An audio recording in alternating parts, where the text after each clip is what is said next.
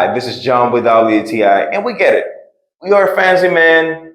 You like to go out, you like to wear a suit and tie.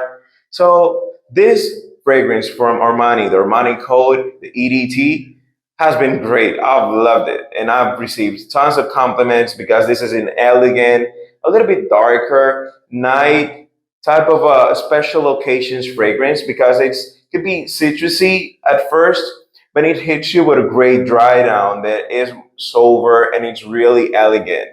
Whenever I'm wearing this, I used it for night outs or I'm going to meetings or I'm going to a special occasion place. This is a great one.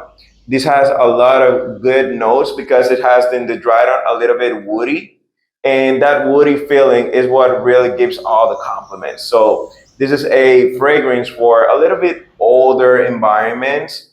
Maybe a teenager is not going to be the best suit for this, but if you have the attitude and you can rock it, then that's good.